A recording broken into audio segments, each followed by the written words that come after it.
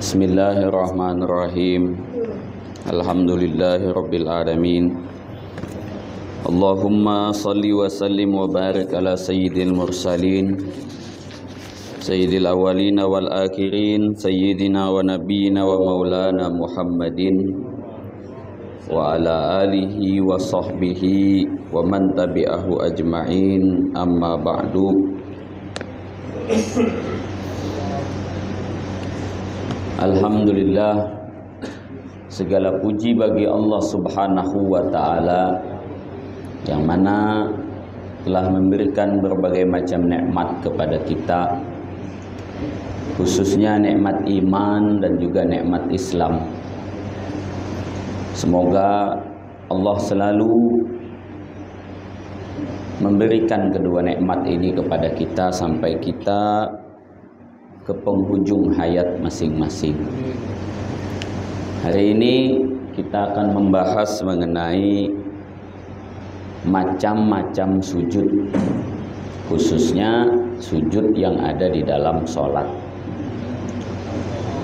Ini mohon maaf tadi lupa fotokopi ya, sampai stasiun baru ingat ya. Macam-macam sujud. Yang pertama, sujud sholat. Dalam setiap rakaat 2 kali sujud, hukumnya wajib, dan disunnahkan di dalam sujud itu membaca tasbih berdasarkan hadis yang diriwayatkan dari baginda Nabi Shallallahu Alaihi Wasallam ketika turun awal surah Sabbihisma Rabbikal A'la. Maka Nabi mengatakan ij'aluha fi sujudikum. Jadikan tasbih seperti tasbih di awal surah Al-A'la itu sebagai bacaan sujud kalian. Makanya bacaan sujud itu Subhana Rabbiyal A'la. Dan memang sunnah ketika kita mendengar imam atau kita sendiri membaca Sabbihisma Rabbikal A'la, membaca tasbih Subhana Rabbiyal A'la. Jadi contoh, disunnahkan membaca surah Sabbihis itu yang pertama pada sholat Isya malam Jumat. Ada hadisnya. Yang kedua disunnahkan pada sholat subuh hari Jumat. Kalau kita tidak membaca Alif Lam Mim Sajdah dan surah Al-Insan, maka gantinya adalah Sabbihisma Rabbikal A'la. Yang ketiga pada sholat Jumat. Sholat Jumat imam jangan baca Alam Tarokai.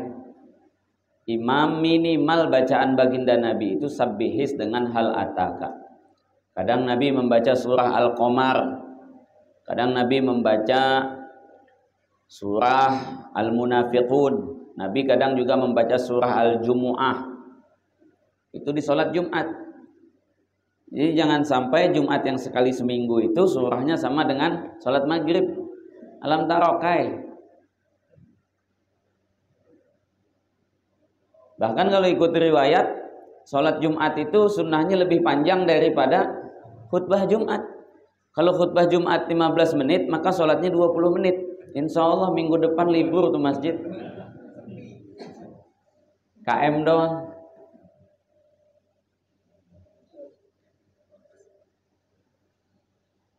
Nah, ketika kita membaca surah Sabbihis, termasuk yang selanjutnya sunnah dibaca di hari raya. Imam hari raya Sabbihis dengan Hal Ataka. Ketika dibaca di ayat pertama, Sabbihisma Rabbikal A'la, artinya bertasbihlah olehmu dengan menyebut Tuhan yang maha tinggi. Itu perintah, sabbih, bertasbihlah. Maka kita yang membaca dan yang mendengar mengatakan Subhana Rabbiyal A'la. Dikarenakan di dalam hadis riwayat Imam Bukhari dikatakan wa ma marra Rasulullah sallallahu alaihi wasallam bi ayati tasbihin illa sabbah. Tidaklah Nabi melewati bacaan surah yang di sana diceritakan tentang tasbih, melainkan Nabi akan membaca Subhanallah. Wala marra bi ayatin fihi du'a illa sa'al. Tidaklah Nabi melewati ayat yang di situ ada doa melainkan Nabi akan berdoa. Tidaklah Nabi melewati suatu cerita kenikmatan melainkan Nabi akan meminta rahmat. Tidaklah Nabi membaca Quran lalu melewati cerita neraka, cerita-cerita azab, melainkan beliau akan meminta perlindungan kepada Allah. Makanya memang kita mesti kalau bisa minimal memahami surah-surah yang selalu kita baca, khususnya Wadduha sampai ke bawah. Sujud dalam sholat kita alhamdulillah sudah jelaskan. Nah, ada jenis sujud-sujud yang lain. Ada 3 sujud lagi. Yang pertama sujud tilawah ataupun juga disebut dengan sujud sajdah. Ini sunnahnya dibaca pada subuh hari Jumat. Jadi kalau di pesantren-pesantren rata-rata subuh hari Jumat rakaat pertama Alif Lam Mim Tanzil. Alif Lam Mim Sajdah itu di juz 21 ada sekitar 30 ayat. Rakaat kedua Hal Ata 'alal Insan itu juz 29. Nah, sebagian karena baru mencoba mempraktekkan maka dibaca satu surah dulu. Rakaat pertama Alif Lam Mim sampai ke ayat yang ke-16. Ayat ke-15 sujud tilawah. Ayat ke-16 dia ruku. Baru rakaat kedua ngelanjutin sampai ke akhir surah. Itu juga ada sebahagian begitu, ya. Nah, di dalam Quran ada 14 tempat kita disunnahkan sujud tilawah. Apa sujud tilawah ini? Sujud ketika membaca ayat tersebut atau mendengar orang lain membacanya. 14 macam di dalam Al-Quran. Dan sujudnya sujud tunggal, sekali sujud saja.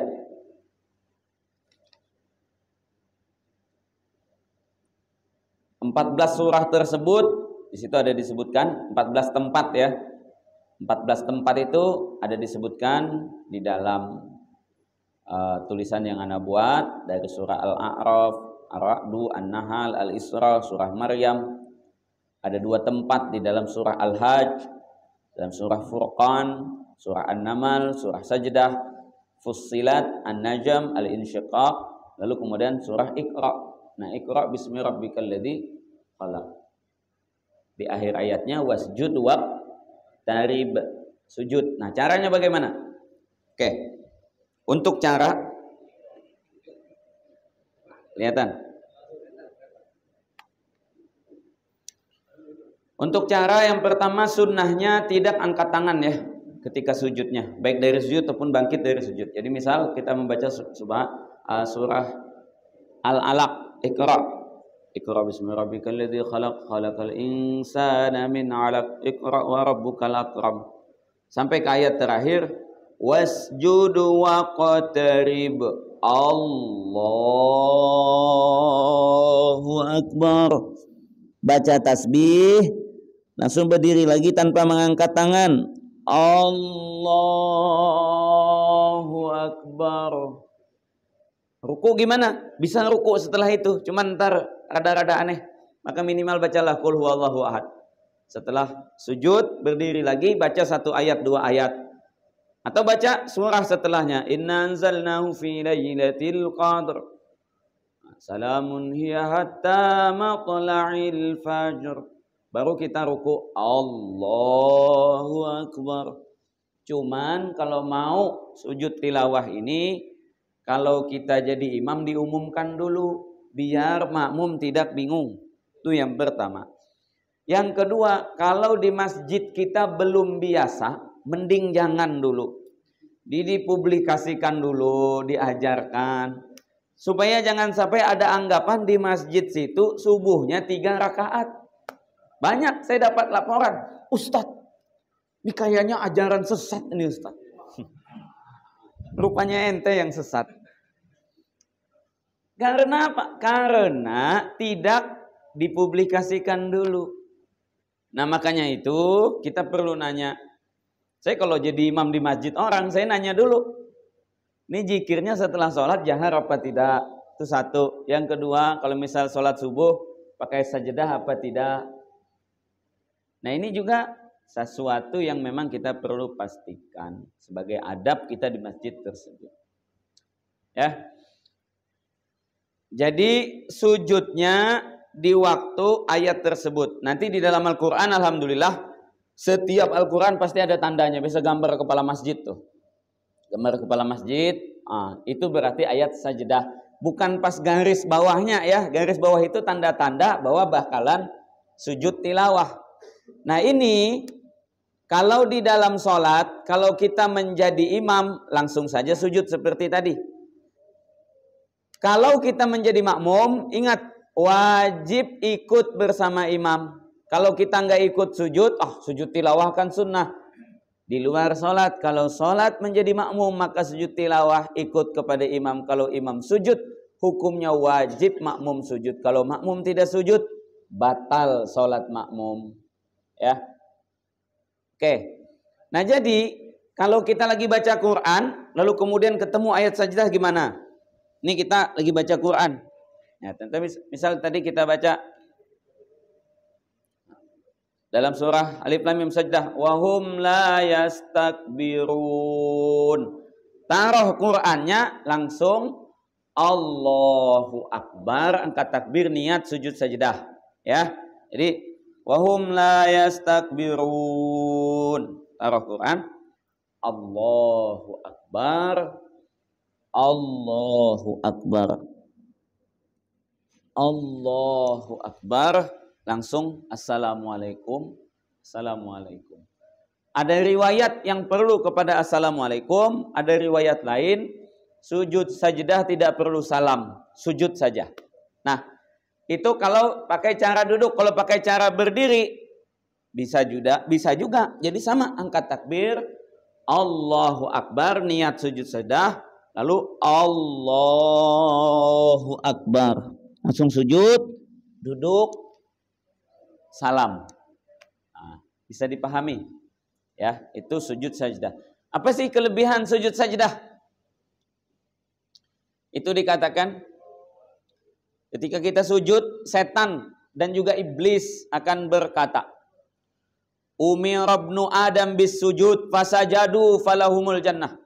Wa umirtu bis sujud falam asjud faliyan nar. Manusia disuruh sujud, lalu dia sujud. Dia masuk surga. Aku disuruh sujud dan aku nggak mau sujud, aku masuk neraka. Jadi begitu besarnya pahala sujud sampai yang membuat pernyataan bukan sekedar Rasulullah. Bahkan iblis menyatakan orang yang sujud itu masuk surga. Musuh aja mengakui begitu kehebatannya sujud. Makanya ketika kita baca Al-Quran, jangan pernah meninggalkan sujud sajdah. Siapa tahu itu sujud yang membuat iblis sakit hati banget dan membuat Allah bahagia banget sampai memberikan keridhaannya kepada kita. Dan dalam Al-Quran cuma 14 tempat. Mungkin kita ini kan baca Quran nyicil-nyicil sehari 2 lembar. Nggak tahu khotam berapa tahun. Dia bukan masalah khotam. Yang penting Quran itu dibaca. Kalau bisa khotam cepat, alhamdulillah. Ada yang mengatakan paling lama khotam kalau bisa 40 hari. Ada yang mengatakan setahun sekali paling minimal. Tapi intinya kalau kita baca Al-Quran berterusan tiap hari walaupun cuma 2 lembar, maka insya Allah ntar kapan-kapan juga selesai. Ketemu ayat sajdah, sujud. Walaupun ilmu kita cetek sedikit, ketika kita sujud, falahul jannah, akan masuk ke dalam surga. Jadi dalam hadis riwayat Sayyiduna Sauban, pembantu baginda Nabi, orang yang setiap hari bersama baginda Nabi. Satu hari Nabi berkata kepadanya, apa yang engkau inginkan wahai Sauban? Kalau engkau diizinkan meminta, apa permintaanmu? Maka Sayyiduna Sauban radhiyallahu anhu mengatakan, as'alu murafaqataka fil jannah ya Rasulullah. Wahai Rasulullah, saya meminta dekat denganmu di dalam surga. Sebagaimana sekarang saya selalu berada di rumahmu menjadi pembantumu. Nanti di surga pun saya tetap pengen dekat begitu denganmu.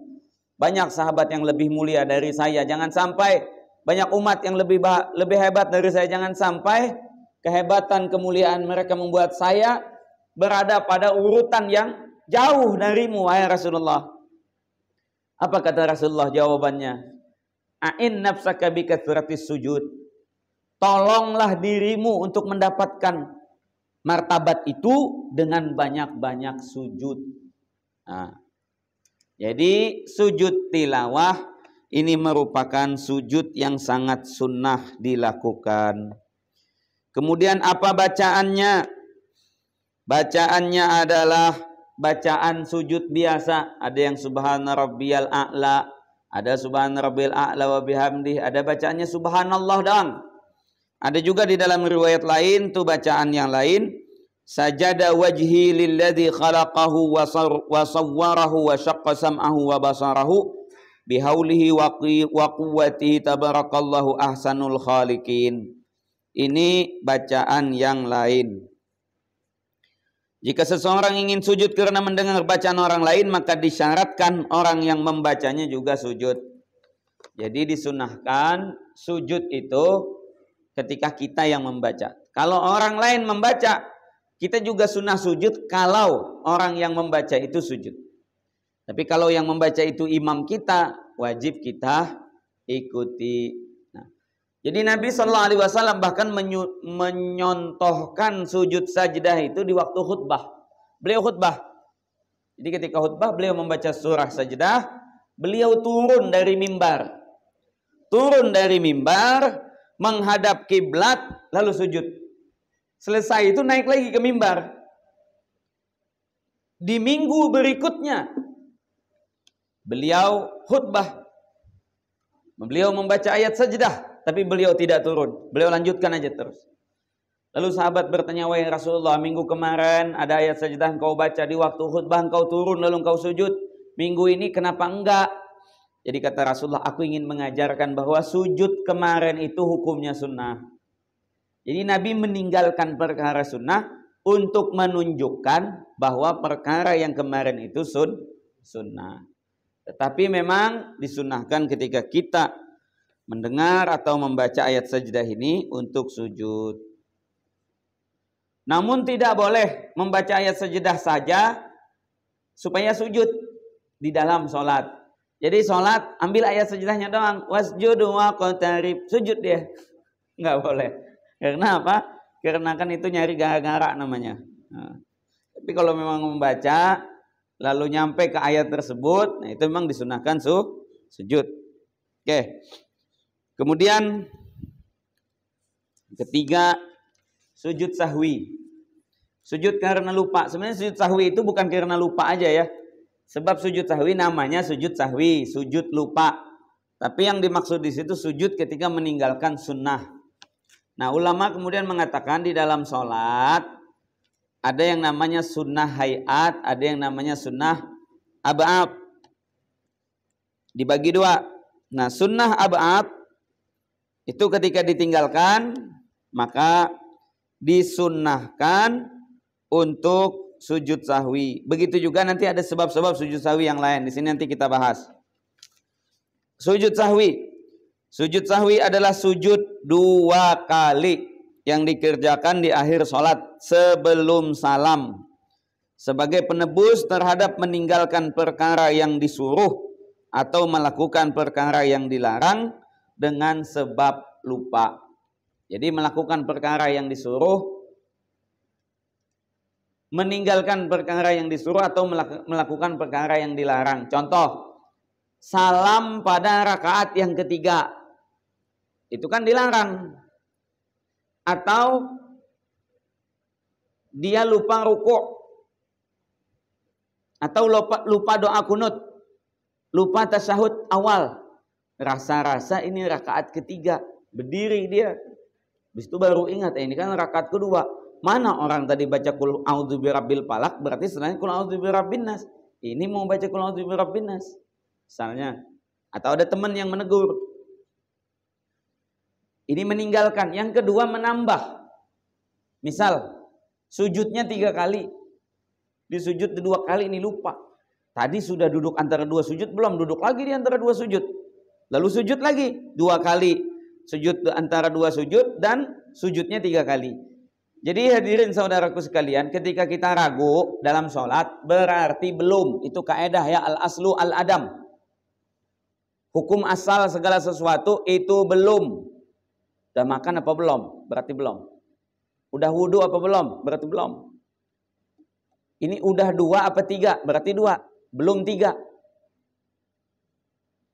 Kita ketika sujud pertama dalam hati, ini sujud pertama, sujud kedua, berarti sujud pertama, yang kedua berarti belum.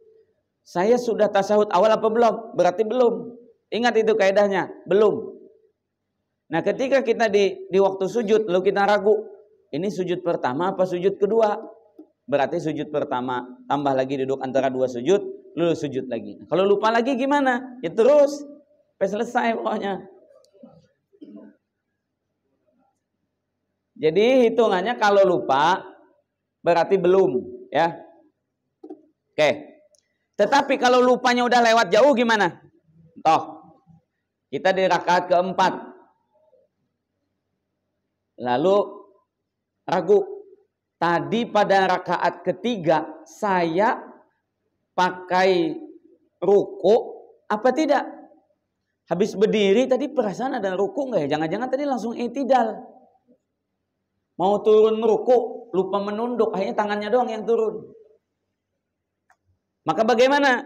Belum. Enggak. Itu al-aslu baqa'u makana ala makana, yang telah lalu berarti telah soh. Yang sudah lewat berarti soh. Paham? Jadi kita ragunya setelah selesai sholat misalkan.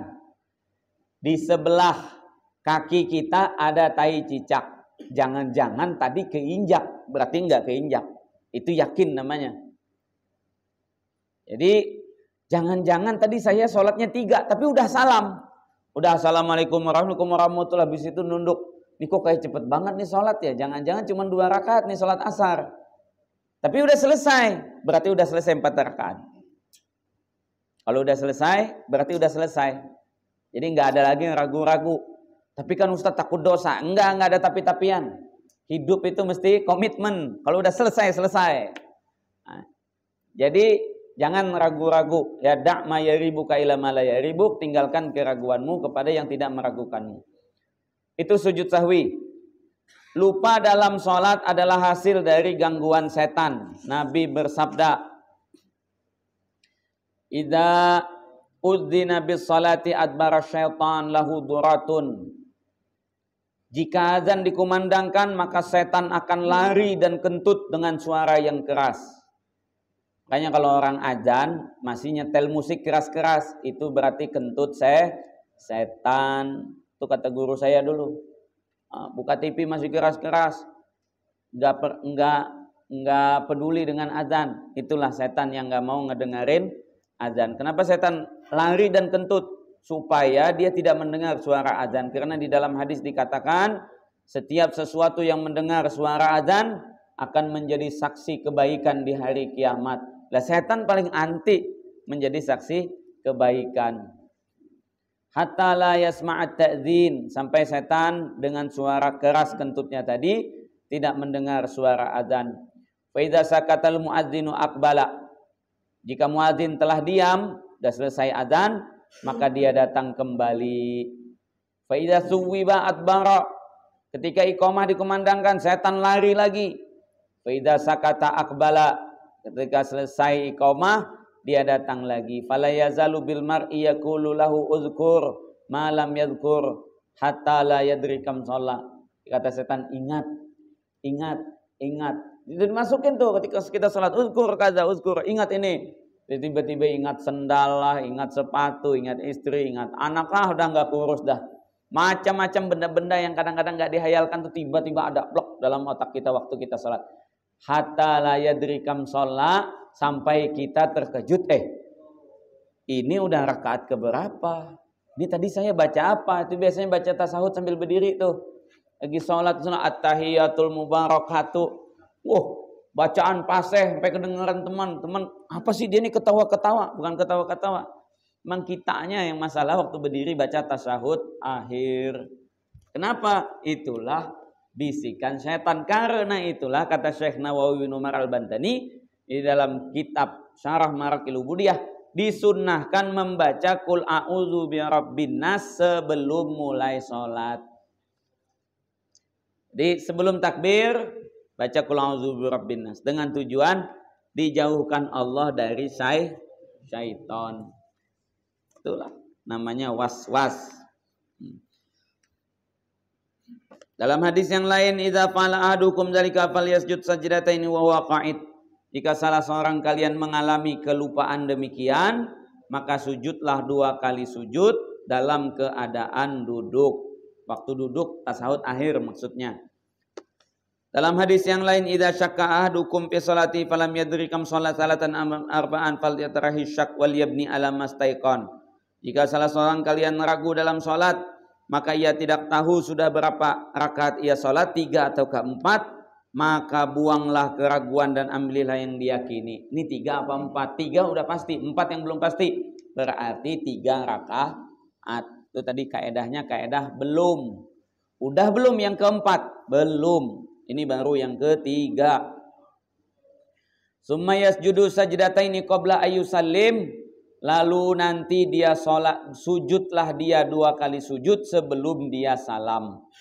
Fa in kana shalla khamsan syafa'na lahu sholatahu. Jadi sujud sahwi itu andaikan dia sholat 5 rakaat, maka itu akan menggenapkan sholatnya. Fa in kana shalla itmaman li arba' kana tatargiman li syaitan. Kalau sholatnya pas 4, maka itu menjadi kerugian bagi syaitan. Jadi lupa itu memang sudah menjadi penyakit manusia ya. Dalam hadis Nabi mengatakan al-insan mahallul khata' wan nisyan. Manusia itu adalah tempat lupa dan keliru, salah. Bahkan manusia itu dalam bahasa Arab benda, nusya yang selalu lupa. Itu manusia. Lalu lupa nikmat. Lalu lagi sakit gigi aja. Udah lupa ada tuh nikmat yang lain. Padahal nikmat Allah jauh lebih banyak daripada sakit tersebut. Kemudian lupanya kita itu kalau dalam agama dimaklumi oleh Allah dan bisa diperbaiki. Ada 2 lupa yang diajarkan oleh baginda Nabi untuk diperbaiki. Yang pertama lupa di dalam sholat. Yang kedua lupa di waktu makan dan minum. Lupa di dalam sholat ditutup dengan sujud sahwi. Lupa dalam makan dan dalam minum biasanya lupa baca bismillah. Lihat makanan pas lagi mau buka puasa. Kalau buka puasa sih mending. Kalau buka puasa rame-rame itu insya Allah masih ingat bismillah. Kalau sendiri itu langsung nyam aja. Udah mau selesai baru ingat tadi udah baca doa apa belum. Nabi ajarin. Nabi katakan bismillahi awwalahu wa akhirahu. Itu amalan mungkin amalan zikir kita yang selalu kita baca setiap hari. Bismillahi awwalahu wa akhirahu. Jadi bismillah di saat makan, di saat minum itu disunahkan kapan saja saat kita minum. Ini minum. Ya, baca bismillah. Bismillah. Minimal bismillah. Sempurna bismillahirrahmanirrahim. Bismillahilladzi at'amana wa saqana min ghairi haulin minna wala quwwah. Kita baca bismillah. Selesainya alhamdulillah. Kalau lupa bagaimana? Tuh, ini enggak baca bismillah minum. Maka dikatakan bacalah bismillahi awwalahu wa akhirahu. Bismillah di awal dan di akhir. Jadi 2 ini yang paling banyak kita lupa. Selanjutnya adalah sebab-sebab yang menjadikan sujud sahwi. Yang pertama, menambah rakaat. Salatnya 5, subuhnya 3. Kalau kita ingat subuh kita 3, di rakaat ketiga kita berdiri. Lah, ini kan ketiga ini. Langsung turun ya ke tasyahud akhir. Kita udah berdiri. Jangan-jangan lebih. Langsung duduk tasyahud akhir, tapi duduknya seperti duduk tasyahud awal. Dikarenakan setelah ini masih ada sujud 2 kali sujud sahwi. Jadi setelah baca innaka hamidum majid, kalau mau ditambahin doa a'udzubika min adzabil qabr, min adzabin nar, fitnatil mahyil masiihid dajjal, baru kemudian kita sujud sahwi 2 kali, baca sujud biasa subhana rabbiyal a'la, Allahu akbar, bighfirli warhamni, itu juga dibaca. Sujud lagi sekali, subhana rabbiyal a'la, baca 3 kali, baru duduk tasahud akhir, lalu salam. Itu menambah rakaat. Bagaimana kalau ingatnya setelah salam? Ingat sujud sahwi itu setelah salam, boleh saja. Jadi misal nih, kita udah salam, imam. Ada beberapa kasus. Kasus pertama, dia ingat dia belum sujud sahwi, maka langsung aja sujud sahwi. Setelah duduk tasawuf akhir, dia salam lagi. Jadi salamnya 2 kali. Yang kedua, ditegur makmum setelah salam. Setelah salam semua ngobrol di belakang. Ustaz, tadi kayaknya kurang sholat kita. Benar Ustaz. Kenapa nggak ditegur? Lah saya takut jangan-jangan saya doang yang salah. Kan kita begitu tuh nunggu-nunggu. Sebab kita sama-sama nggak yakin. Malu kita kalau kita subhanallah. Nyata benar imamnya. Wah, digebukin orang semasjid kita. Jadi akhirnya selesai salam baru, Ustaz, ternyata memang kurang kata teman saya. Terus bagaimana? Berdiri langsung. Kurangnya berapa serakaat? Tambahin 1 rakaat. Lah tapi kan udah ngobrol, batal? Enggak batal. Tidak batal. Di zaman Nabi sholat asar 2 rakaat doang. Setelah sholat, muka Nabi berubah seperti lagi banyak pikiran, langsung duduk ke tiang. Duduk ke tiang sambil begini nih duduknya. Sahabat semua pengen negur, nggak enak, nggak takut. Jangan-jangan memang hukum berubah, sholat asar jadi 2 doang, lah kan lumayan. Datang sahabat Nabi namanya Zul Yadain, orang yang tangannya rada panjangan. Bertanya, aqasuratis sholah amnusita ya Rasulullah, wahai Rasulullah, sholat dikosor jadi 2, apakah engkau lupa? Nabi menjawab, kilahuma lam yakun. Bukan dua-duanya juga sih. Lalu Nabi bertanya, asodaka Zul Yadain, betulkah apa yang dikatakan Zul Yadain bahwa sholat kita kurang? Betul, kata Sayyidina Abu Bakar dan Umar. Rasulullah langsung ke tempat sujud, sholat lagi 2 rakaat, lalu terakhir diisi dengan sujud sahwi. Jadi bukan diulang ya. Lah salah katanya. Ayo berdiri lagi. Kita ulang dari awal ya. Enggak begitu, enggak diulang dari awal, tambah aja. Tambah. Jadi walaupun sudah ngomong, kalau bicara itu untuk memastikan, ya, maka nggak ada masalah. Yang kedua, lupa jumlah rakaat. Lupa kalau tidak bisa dipastikan. Kalau lupa 3 apa 4, kita pilih 3. Nanti di akhir sholat kita sujud sahwi. Sebelum kita mau sujud sahwi ternyata kita yakin, oh iya benar, ini sholat saya nggak kurang, pas aja. Sujud sahwi nggak jadi. Yang ketiga, menambah rukun fi'li, perbuatan dalam sholat. Misal menambah sujud atau rukunya 2 kali, sujudnya jadi 3. Itu juga sujud sahwi. Yang keempat, meninggalkan rukun. Misalnya dari ruku langsung sujud tanpa i'tidal. Atau tidak bertumakninah karena lupa. Kalau karena sengaja, hukumnya batal. Yang kelima, ragu apakah telah melakukan atau belum. Misalnya ragu apakah sudah baca Fatihah atau tidak. Namun tidak boleh ragu apakah berniat atau tidak. Jadi niatnya tadi asar apa juhur. Kalau kelamaan batal tuh sholat, wajib angkat takbir pakai niat yang baru.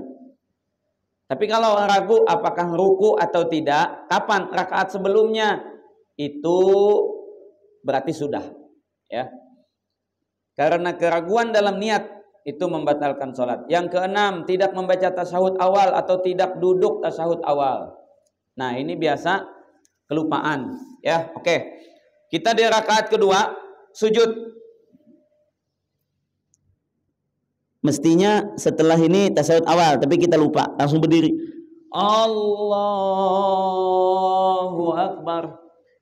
Kalau sebelum memulai Al-Fatihah kita ingat belum duduk tasyahud awal, boleh duduk walaupun sudah tegap berdiri begini, ya. Sebagian kitab mengatakan kalau belum tegak berdiri. Tapi menurut kitab yang lain, kalaupun sudah tegak berdiri, yang penting belum mulai membaca bismillah ataupun a'udzubillahnya Fatihah, boleh kita turun lagi. Atau kalau masih begini, oh belum sujud, belum duduk tasawuf awal, turun lagi. Perlu sujud sahwi? Nggak perlu, dikarenakan masih dikerjakan. Tapi kalau udah berdiri, nanggung. Boleh ditinggalin? Boleh, sunnah. Nanti dibalas dengan sujud sahwi. Begitu juga doa kunut. Ninggalin doa kunut. Mestinya i'tidal kita baca doa kunut subuh atau doa kunut witir. Lupa. Sudah mau sujud, Allah. Ingat. Belum doa kunut, balik lagi. Kalau memang tidak menyusahkan yang di belakang. Kalau di belakang juga udah ikut sujud, nggak negur-negur kita, lanjutin aja, nanti tutup dengan sujud sahwi. Jadi kalau bakalan kembalinya gitu membingungkan orang, malah disubhanallahin kita. Udah lanjut aja dah. Kemudian yang ketujuh, tidak membaca doa kunut. Yang kedelapan, tidak membaca sholawat kepada Nabi pada tasyahud awal dan juga pada doa kunut. Begitu juga kepada keluarga Nabi pada tasyahud akhir. Itu beberapa sebab yang menjadikan kita sunnah sujud sahwi. Nah, yang selalu jadi kesalahan nih, banyak salah imam. Dia sholat 3 rakaat, salam dia, padahal sholatnya sholat 4, asar, zuhur ataupun isya. Tegur sama makmum, tadi 3 doang. Oh gitu, ya udah kita sujud sahwi. Sujud sahwi itu menambal kesalahan lupanya, bukan jumlah kurang rakaat. Kalau kurang rakaat, 1 rakaat, maka wajib berdiri 1 rakaat lagi diakhiri sujud sahwi. Lah kalau sholat asar 4 rakaat, rakaat pertama dia udah salam, kurangnya 3, enak banget ditutup pakai sujud sahwi. Lupa aja terus kalau gitu. Tetap nggak bisa sujud sahwi, itu nggak bisa menutup perkara yang wajib. Tetap kurangnya 2 ditambahin dulu 2, kurangnya 1 ditambahin dulu 1, baru diakhiri dengan sujud sahwi. Hukum sujud sahwi. Pertama, wajib jika sholat sebagai makmum di belakang imam yang sujud sahwi. Kita nggak salah, imam yang salah. Kita datang masbuk subuh rakaat kedua. Datangnya pas mau salam, tahu-tahu imam sujud sahwi dikarenakan imam lupa baca doa kunut. Padahal kan doa kunut kita belum ikut sholat. Wajib nggak ikut sujud sahwi? Wajib. Imam sujud sahwi, imam sujud tilawah wajib diikuti. Kalau kita nggak ikut, hukum sholat kita batal. Selanjutnya, secara umum hukum sujud sahwi itu sunnah jika kita sholat sendiri atau imam tidak melakukannya. Imam meninggalkan doa kunut. Imam memang pakai mazhab yang tidak pakai doa kunut. Nah, kita pakai mazhab yang pakai doa kunut. Nanti ketika imam salam, apa yang perlu kita lakukan? Kalau di waktu i'tidal imam tidak baca doa kunut, tapi kita sendiri baca doa kunut, maka kita tidak perlu sujud sahwi. Tapi andaikan imam tidak kunut dan kita juga tidak kunut, lalu imam salam, maka kita disunnahkan sujud sahwi setelah imam salam, sebelum kita salam. Tetap sunnah sujud sahwi. Oke ya. Yang terakhir, sujud syukur. Sujud syukur ini apa? Sujud syukur ini syukur mendapatkan nikmat-nikmat yang besar-besar, bukan nikmat yang kecil-kecil ya. Nikmat yang besar-besar, tiba-tiba ketiban durian runtuh misalkan, insyaallah habis. Tiba-tiba dapat bonus juga bukan sedikit, puluhan juta. Nah, begitu gimana? Sujud syukur. Tapi ingat, sujud syukur dengan salah alamat, kiblatnya bukan gawang. Nah, habis ngegol aja, celana kedodoran, paha kelihatan, itu juga lapangan bau tai kucing. Lah, sujud syukur dia di situ. Tidak sesuai. Jadi sujud syukur itu apa? Sujud syukur adalah sujud yang dilaksanakan karena mendapat kesenangan atau kegembiraan. Apapun jenis kesenangan dan kegembiraan tersebut selama masih diperbolehkan. Jadi gembira kepada yang diperbolehkan, bukan gembira kepada yang tidak diperbolehkan, ya. Sujud syukur sama dengan sujud lain, hanya boleh dikerjakan dengan berwudu syaratnya. Pakaian suci, menutup aurat dan menghadap kiblat. Tanpa salah satunya sujud syukur tidak sah. Ini enggak jelas menghadapnya ke Yunani apa ke Romawi. Catatan, sujud hanya boleh dikerjakan untuk Allah seorang. Ya, tidak ada makhluk yang berhak untuk disujudi. Jadi enggak ada sujud-sujud. Bahkan kami di pesantren tuh kan biasa kalau kita di kampung dulu adat kita kalau lewat depan orang tua tuh kan begini itu. Nah, jadi kalau guru kita kebetulan beliau tidak semakin menunduk, kata beliau, menunduk itu kalau memang diperlukan. Kalau tidak itu tidak usah. Bukan haram hukumnya, akan tetapi tidak ada beberapa itu yang berasal dari budaya yang justru dikembangkan oleh Belanda. Belanda dulu suka melihat orang yang dijajahnya tunduk-tunduk begitu di depan dia. Tunduk dengan cium tangan beda. Ya, Wahabi mengatakan cium tangan itu tunduk kepada makhluk, beda. Dan dia cium segala sultan dia itu, enggak ada yang dia katakan itu lalu sujud. Mencium dengan sujud itu berbeda. Sujud dengan dahi seperti yang dilakukan orang-orang Cina misalkan di film kungfu, yang nggak tahu kalau orang Cina di zaman modern masih ada nggak sujud-sujud begitu. Nah, itu karena berterima kasih banget hanya sujud-sujud. Itu tidak diperbolehkan. Di dalam Islam hanya diperbolehkan di zaman Nabi Yusuf saja. Di luar zaman Nabi Yusuf, zaman Nabi Muhammad sudah tidak diperbolehkan sujud. Jadi ketika Rasulullah mengutus Sayyidina Jabir bin Abdullah pergi ke Habasyah, pulangnya Sayyidina Jabir sujud di depan Nabi, sujud. Jadi kata Rasulullah, ya Jabir, lau anna rajulan, andaikan ada seseorang yang diperbolehkan sujud, maka aku akan menyuruh istri sujud kepada suaminya. Terus saking tingginya nih nilai suami. Nah, cuman ya begitu kan di kantor, kita bos boleh, di rumah pukul pakai centong. Itulah nasib kita. Jadi andaikan boleh sujud kepada makhluk, kata Rasulullah, kusuruh perempuan itu sujud ke suaminya. Tetapi tidak diperbolehkan sujud kepada makhluk, kata baginda Nabi Shallallahu Alaihi Wasallam. Oke, nah yang jadi masalah ada satu amalan yang tidak baik.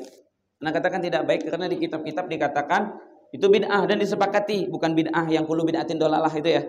Ini bid'ah yang memang tidak setelah assalamualaikum warahmatullahi, sebelum pulang sujud dulu dia, baru berdiri pulang. Itu di dalam kitab-kitab fikih mazhab Syafi'i dikatakan tidak ada dasar syariahnya. Kalau mau sujud syukur, apakah kita bisa melaksanakan sholat 5 waktu berjamaah itu bisa dijadikan dalil untuk sujud syukur? Ulama mengatakan belum cukup. Jadi syukur yang dimaksud tidak seperti itu, dan tidak disunnahkan sujud syukur setelah mengerjakan sholat. Ya. Jadi yang memang bid'ah kan kita sampaikan itu bid'ah. Jadi yang biasa melakukan ada beberapa perkara yang perkara yang tidak ada ajarannya dalam kitab-kitab fikih. Satu, ketika salam ke kanan, tangan dibalik ke kanan. Assalamualaikum warahmatullahi. Assalamualaikum warahmatullahi. Ini nggak ada di dalam kitab fikih, ya. Tuh kayaknya mungkin orang Aceh aslinya, waktu kecil sering main rudat, jadi kayak begitu. Jadi nggak ada itu, ya. Kemudian yang kedua itu tadi sujud syukur selepas sholat, itu juga belum kita temukan ada kitab-kitab yang mengajarkannya, bahkan justru kita temukan kitab-kitab melarangnya. Selanjutnya nanti mungkin minggu depan kita bahas mengenai zikir-zikir dan doa-doa setelah sholat. Cuman Imam Ibnul Qayyim yang mengatakan tidak sunnah berzikir setelah sholat, itu pun dibantai habis-habisan sama Imam Ibnu Hajar Al-Asqalani dalam Fathul Bari.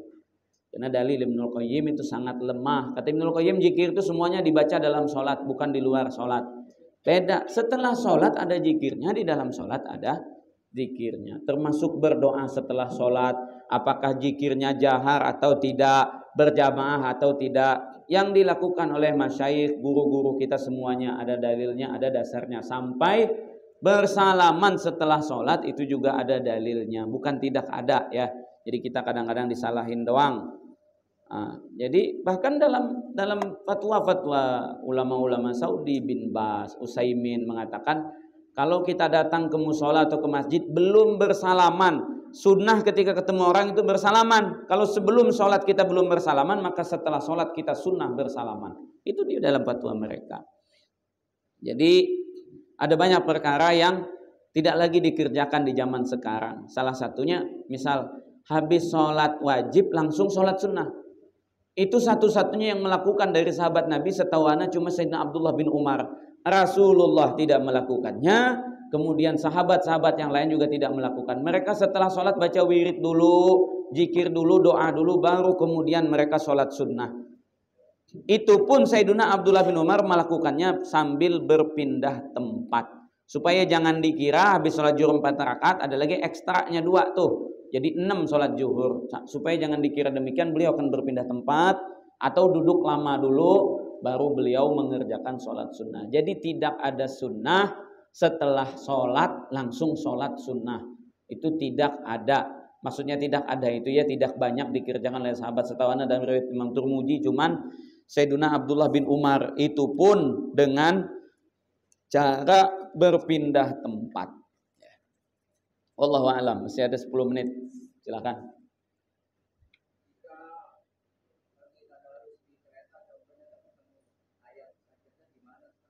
Nah, ada tempat kita nggak bisa sujud. Bagaimana?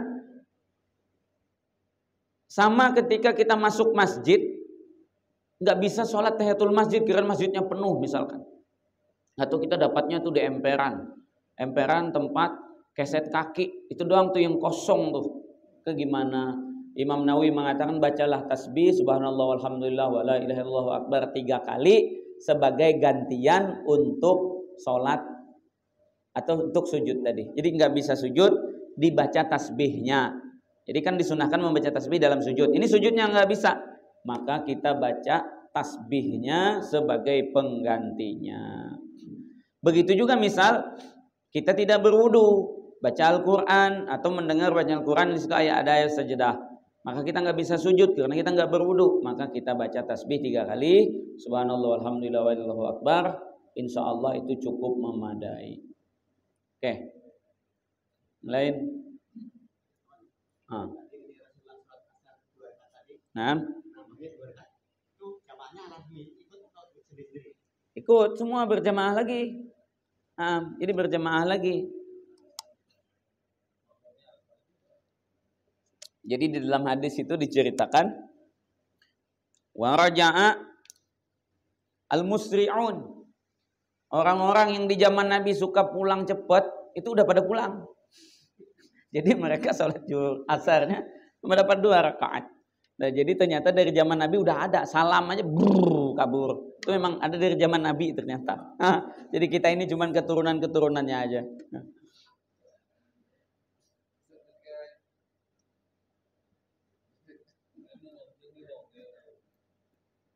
Ketika ada yang baca Al-Quran tapi yang fasir itu mereka sakit itu disunahkan mengikuti. Kalau mendengar, kalau nggak ngedengar nggak.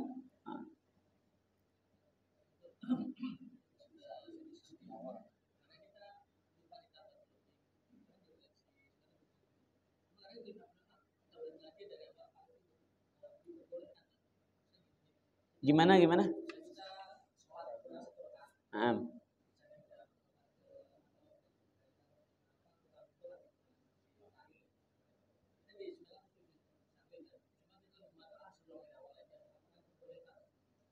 Ya boleh saja kalau mau diulang dari awal. Cuman istilah kitab itu ada istilah tahsilul hasil ya. Mengerjakan yang sudah dikerjakan. Jadi apakah sunnah? Enggak. Sunnahnya menyempurnakan yang sudah kurang. Itu yang diperbaiki. Jadi ibaratnya tetap yang pakai tip X lebih baik daripada yang ditulis ulang. Kalau dalam ibadah ya. Dalam ibadah begitu. Jadi tetap yang ada diperbaiki, bukan diulang. Sebab jadi Allah Ta'ala ngasih solusi hukum itu tujuannya begitu. Supaya diamalkan.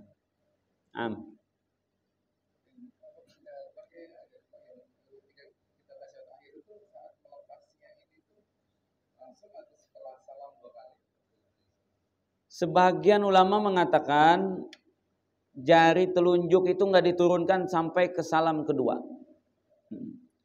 Jadi mereka, sebagian ulama tasawuf secara khusus mengatakan, ini kan maksudnya ini kan la ilaha illallah. Jadi sampai salam, sampai kita meninggal, kita harapkan ini tetap tegak, enggak berakhir. Itu harapannya. Jadi memang secara hukum tidak ada riwayat kapan Rasulullah menurunkan jari itu. Riwayat umum mengatakan selesai sholat Rasulullah baru menurunkan, baru udah enggak ngangkat lagi. Berarti kalau kita pahami ya akhir sholat itu salam kedua. Sampai salam kedua baru berakhir. Jadi bukan ketika innaka hamidum majid tangannya begini langsung salam. Enggak. Tapi memang tetap masih seperti ini. Sebab tidak ada riwayat yang mengatakan merubah jari di waktu tasahud akhir ketika salam. Itu enggak ada riwayat yang menyatakan demikian. Wallahu a'lam. Oke, cukup. Alhamdulillah.